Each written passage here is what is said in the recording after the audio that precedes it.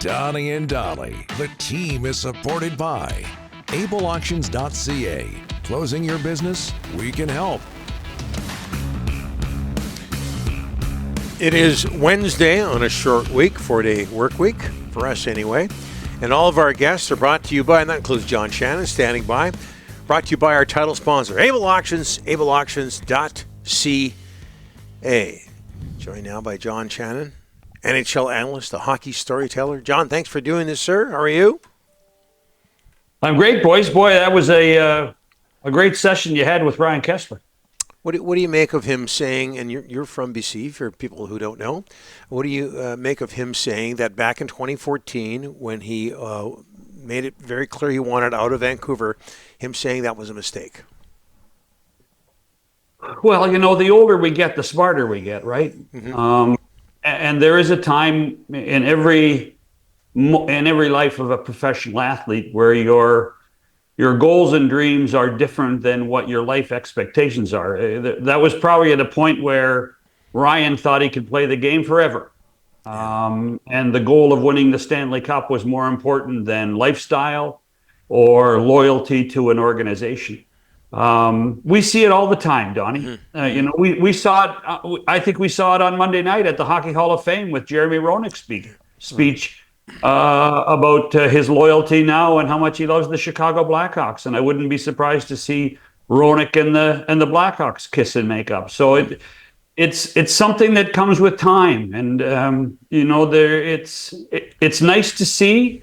You'd like to think that the athletes would see it earlier in their life, but when you're between 20 and 35 years old and you're full of piss and vinegar, you think you're invulnerable. Yeah, and I think as you get older, you realize what a great time you had in certain cities. And then he comes back to Vancouver yesterday and feels the love that maybe he didn't realize was there when he was playing.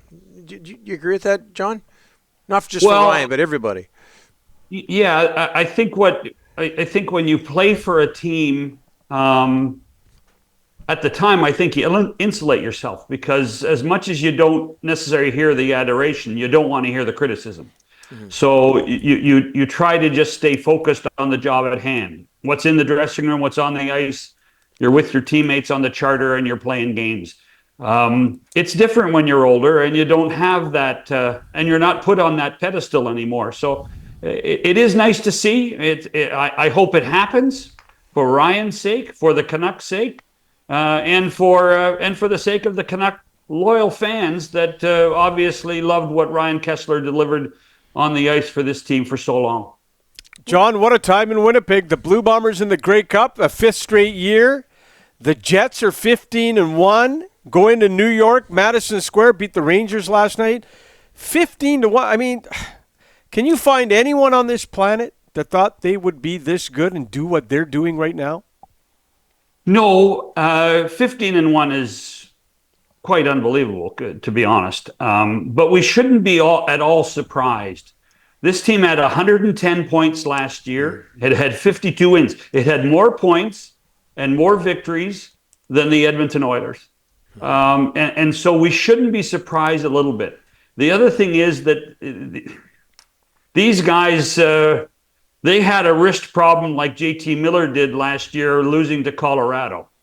They got a bad kick, you know where. And I think they learned a lot of lessons in that 5-game series to the Avalanche. And they're trying to prove a lot of people wrong. John, I want to ask you about Grey Cups. I've covered them all over the country. You know, it's a big national event. Donnie and I, big CFL Lions fans. What are some of the Grey Cups that have stood out for you over the years?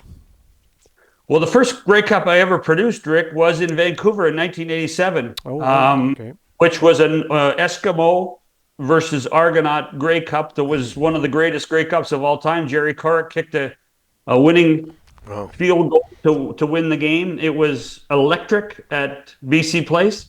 As a kid, I do remember Pete Oler, Donnie. I do remember Sonny Homer. I do remember everything that the Lions brought in 63 and 64 to go to the Grey Cup twice in a row and win it with Joe Kapp as quarterback. I'm a diehard CFL fan. I have sat through Grey Cups in the cold, in the wet, I was there the night that Leon McQuaid fumbled when the Argos lost higher against the Stampeders. So my heart is with the CFL every day, and I hope that Sunday's a great game. The other, and by the way, the world revolves around one person right now, and just so you know, it revolves around Taylor Swift, right? Let's be realistic. Yes. Taylor Swift, and who's the quarterback for the Winnipeg Blue Bombers? But Zach Collaros. Yep. And where does Zach Collaros play? University of Cincinnati. Oh, sorry. Yeah. Kelsey, University of Cincinnati. And who did he throw balls to but Travis Kelce? Yep. Yeah. So the world revolves around Taylor Swift no matter anyway. And I hope it's a great game on Sunday. Yeah, 6 degrees of separation for her. Hey, John, back to the Hall of Fame for a second. Is Alex McGillney ever going to get there? Oh, that is the bane of my existence these days. I certainly hope so. Mm-hmm. You know, he deserves to be there. I do think, to me, this is a game of comparables. We always compare people. To me, Alexander Mogilny is comparable to Joe Nieuwendyk as a great goal scorer, transformed himself into a great two-way player, Stanley Cup champion. I think the story of Mogilny and how he got to the National Hockey League and to the Buffalo Sabres is well worth a movie. So my hope is that eventually Alexander Mogilny will be in the Hockey Hall of Fame and we can celebrate with him, yes. Yeah, significantly over a point a game during his career, the Stanley Cup, Lady Byng, and I believe he won a goal-scoring title before the Rocket Richard was around.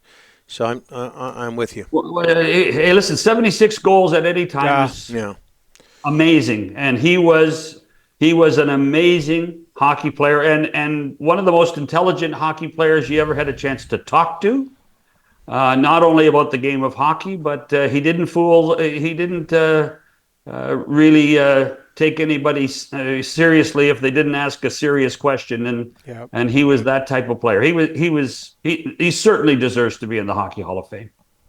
Thanks for this, John. And by the way, I wasn't around when Pete Oler was doing his thing. Just you weren't? So you know. Well, I might have been born, but I wasn't aware of what was going on.